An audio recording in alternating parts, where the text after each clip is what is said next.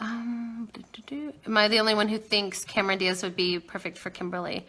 Oh, I never thought of that actually, but I like that idea. I love Cameron Diaz. I love that movie. What is The Other Woman, right? With, I can't think of anyone's names, but I love that movie. I got this thing over here, this painting that says, James, O-Y, James, did you unfollow me on Instagram? And it sounded like such a good day when we got it. And now the more I look at it, I'm like, I don't think people will get that, but it's funny.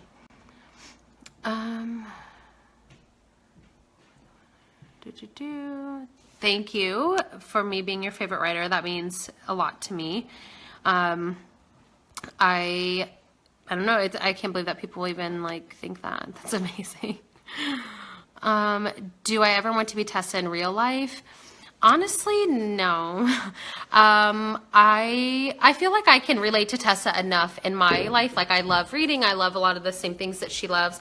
But relationship-wise, that is hard. You know, I have had a totally different experience. You know, I was married at 18. I didn't go to like a typical university. I definitely didn't have the same kind of relationship, but I have had my ups and downs of being young. And, you know, Jordan and I have been married for almost 10 years now. So I've had my fair share of like the ups and downs without having the extreme like Tessa and Hardin. So no, maybe for like a day or something, but I don't want to be Tessa forever. Am I excited for Ride or Die? Yes. So in case, like for those of you who don't know, I am going to this writing conference in Seattle, which I'm so excited because believe it or not, I've still never been to Seattle.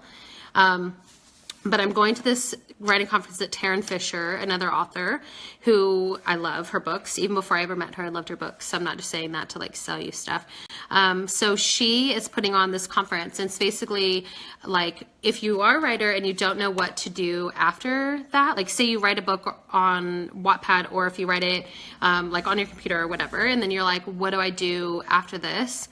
I don't know, you know, do I query to an agent, which no one even knows what that word means. Well, I didn't at least. So yeah, so it's basically like a pep talk weekend of a bunch of mostly women, honestly, sharing their stories of writing. And I'm teaching a little seminar, which I can't believe that anyone would want advice from me, but I'm pretty excited about it. And I'm excited to just be around like a lot of my favorite people. Like Colleen's going to be there, and Taryn and Karina Halley, and just a lot of cool authors who I love. Let's see. Oh, bye, Grazie. The soundtracks, the soundtrack for the After book, let's see. Everything I put on the playlist on Wattpad, really. A lot of The Fray, and let's see, like old Imagine Dragons, and John Mayer, and Ed Sheeran. I wish there was like a master list of all the songs I put on Wattpad. I think someone made a Spotify for that, but I'm not cool enough to figure that out. But I will see, and if I find it, I'll post it in my Facebook group. If you guys are not in my Facebook group, you should join it because it's fun. Well, I think it's fun.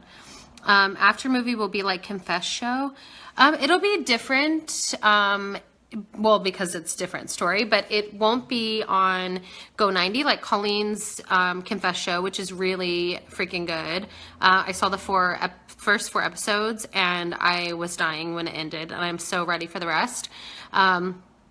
I hope it's, you know, the same kind of quality. I loved it. I know a lot of people are saying that there's changes in it, but of course there has to be changes. Like the cat, for example, they can't have a real cat because they have to train a cat, and they did it on an amazingly small budget, and I loved it. The acting is incredible in the show. So I hope it's like Confess. It'll just be different format, of course, because Confess is one book, and it's a little shorter than all of the books in After, and we have so many books and so many pages. Let's see. Okay. Hi, guys. My top 5 writers. Ooh, let's see. My top 5 writers are Cassandra Clare, of course, which everyone knows that. E.L. James and R.K. Lilly and Tiffany de Bardugo, I probably said that wrong, but I read this book called God-Shaped Hole. It's just, you'd have to read it. It's, it killed me, but it's so good. And then my last one is Paulina Simmons or Simons. I honestly don't know how to say the last name, but she wrote The Bronze Horseman, which I am just, it's one of the best books I've read this whole like year, really. Oh, it's so good.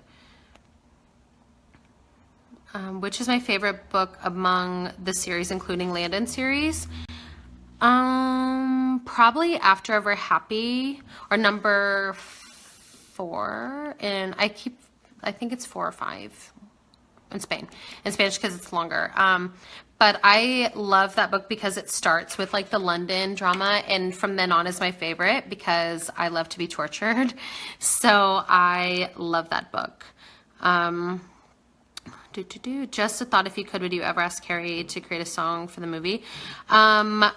I would love that to happen, but I don't think I have enough guts to like ever ask for that.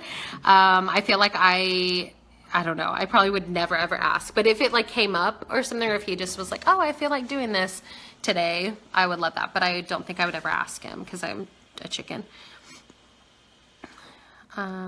I really screamed when I saw you included one of the songs from The Cab. They're my favorite group. I love them too. I'm watching episode 7 of Confess. Yeah, I cannot wait to watch the rest today. Like, I can't wait. I'm excited. What after scene are you most excited to see come to life? There's so many. The house burning down is like my favorite scene. So I would love to see that. But in the first one, because each book will have its own thing, the first one, I would love to see the scene in class where Hart and Tessa are like fighting over Elizabeth and Darcy, but really themselves. And they think that no one's catching on, which is obviously not true. So I would love to see that scene. And also Ken's wedding, just because it's like Hardin's first kind of like night that he doesn't throw a temper tantrum and he's out in public and he's dancing and like, I don't know, I just want to see it. Do I want to visit Germany? Yeah, of course. I love Germany. I've been there twice. I'll be coming back. I can't say when, but I will be definitely coming back. And I would love to take a trip. Like me and Jordan would want to come for like a vacation and see Bastian because he's our bestie. How many after movies will there be? I can't say, I can't say right now. I know Douglas says, I knew you'd mentioned Pauline and the Bronze Horseman. I cannot even deal with that book. I love it so much. I literally find myself coming back and rereading it, even parts of it, because it's just, it kills me. Hello from Chile. Hi. Hi, you're an amazing inspiration. When I'm sad, I read your books, you feel better. Oh, thank you. I'm sorry that you're sad. What do you think about 13 Reasons Why TV show? I love it. I love it. I'm starting 5 this afternoon, probably like after this, after I go eat. You know, this is going to kind of be a long answer, so bear with me. I absolutely love it. I've been wanting to watch it for a long time, but I honestly didn't know how great it would be. I don't know. You never know, like with books to TV or books to movies. But Netflix did an amazing job on that. I feel like it's such an important story for young people to see. And I got in a conversation yesterday where, we were just talking about like, you know, what happened to movies like Pretty in Pink and all these things with teenagers. If you don't know what Pretty in Pink is, it's okay because it's like from the 80s or something, and I saw it like once, I think. But it's basically this like kind of wholesome story where there's a group of teenagers and the girl's in love with the jock and blah, blah, blah. And then The Breakfast Club, everyone knows, of course, which The Breakfast Club is an amazing movie, and so is Pretty in Pink. But I think that, you know, it's not realistic for teenagers nowadays. Teenagers nowadays need to watch things and read things that they can actually relate to. They need to read about real problems and friendships and what happens when your friends do awful things to you, because they do. I mean, I've had my fair share of my friends doing awful things to me and me doing things to them. And boys in high school are literally the worst type ever.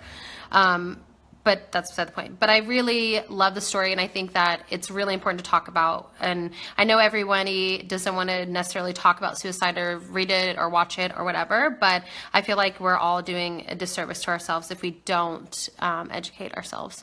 And it's not just the like sad, like, you know, gothic dressed person, which is so stereotypical and so rude, but it's not those people who need help all the time. It's the girls like Hannah who get sexually bullied and all these things happen. So that's my long explanation of, yes, I love the show and I think everyone should watch it. But there are a lot of triggers. So I would look up a list of all the triggers online because there are a lot of triggers.